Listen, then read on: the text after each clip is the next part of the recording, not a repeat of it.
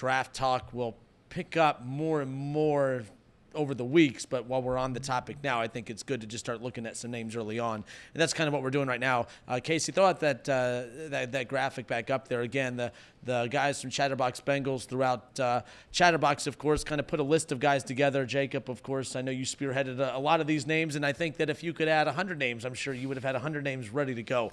I'm up to 76. Up to 76 on my big board, so we're getting there. Getting there. Those names right there. What's the name that, like, if that name's available, you would be very disappointed if that name is not called on draft night? I mean, shocking enough for people that watch this show, I usually flip-flop as much as anyone in the world, but it's the same answer I had about 2 months ago. It's James Pearce, the Tennessee edge rusher. He was in number 1 overall conversations just a few months ago, especially going into this season. He was viewed as one of the top players in this entire draft. And at edge rusher, that's no doubt a position of need. We talked about Jack Sawyer yesterday and how he fits a lot of those boxes that the Bengals look for, both physically and in terms of college production, but I think James Pearce is an absolute home run player, and a lot of people would point to him as maybe more of a project because he's not physically quite to where you want him to be yet, but he's had sack production multiple years at Tennessee. He's been unbelievable and a really, really good defense. I know he didn't look great against Ohio State, but no one on the Tennessee defense did. That was an outlier game that I'm choosing to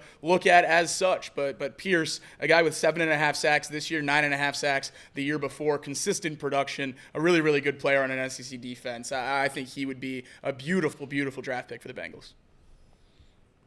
Yeah, tagging myself in here. Hello, listeners. You didn't tag yourself in, Casey. We want you to tag in.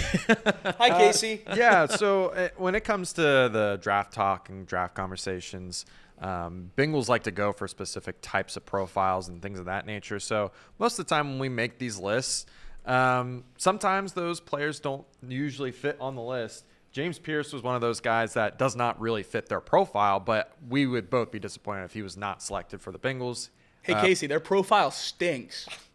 The profile does stink. It does stink. It does. It just straight up does. Jack Sawyer is one of those guys that we talked about earlier on this week being that pick.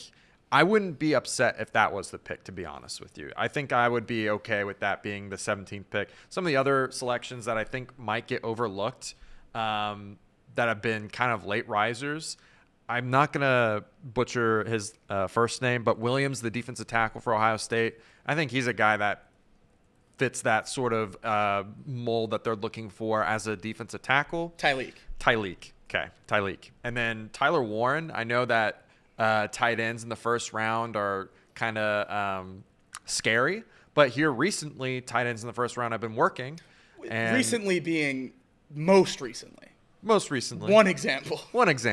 Yeah. And I would say like Laporta too, like those guys that are picked in the top 50 have been working out as of late.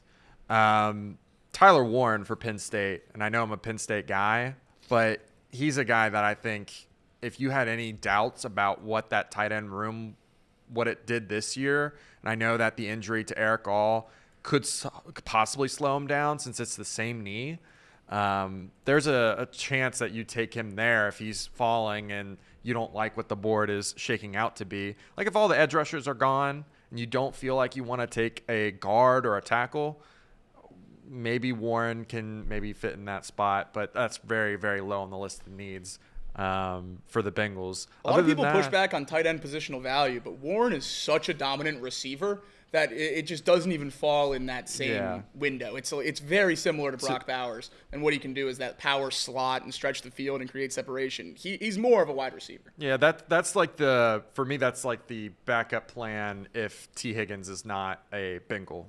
Where you guys? You know who my T. Higgins backup plan is?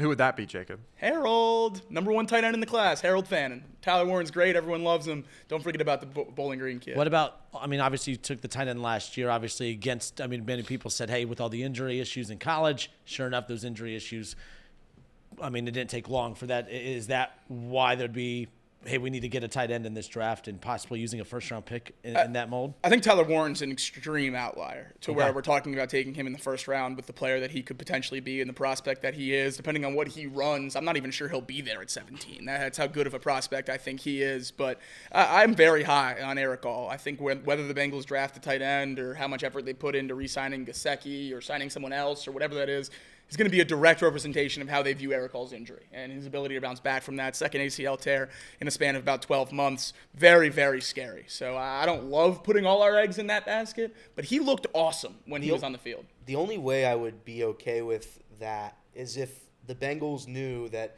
T. Higgins being a Bengal wasn't an option.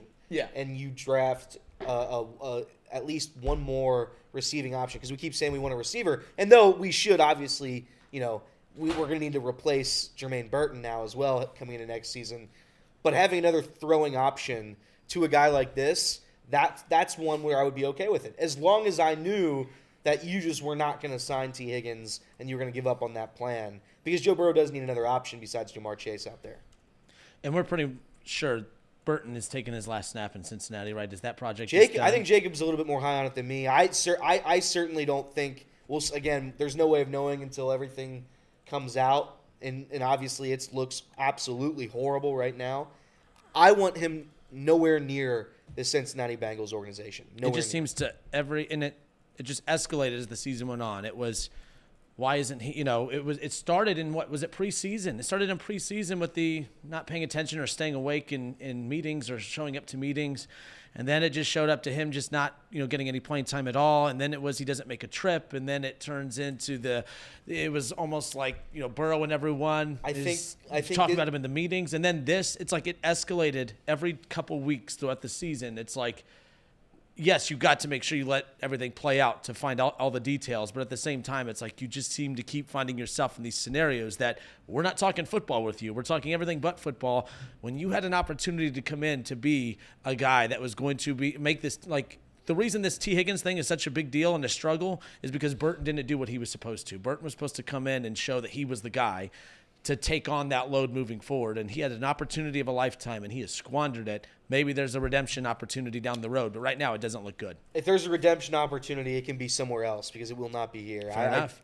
And I have a hard time believing that he'd have a role anyway. I mean, he wasn't good enough to play last year. Otherwise, he'd be in. He would have played in those first few weeks if he was good enough, and he wasn't. So I think he was solid as a returner. I would have liked to see him be a good Bengal. He wasn't. He's not, and he never will be. We'll find out more with everything that comes out with the ongoing investigation. I think it's terrible, so I'm done with it. There's honestly no room for distractions on this team right now. No room for it. Statistically, almost no chance that he is beneficial to the Bengals on offense either, with the number of receptions he got in his rookie year. Wide receivers picked in the top 100 picks that of his production as a rookie just don't last on the team that drafted him. So even removing all the off-the-field stuff, statistically, just with the NFL, doesn't look promising for Jermaine Burton.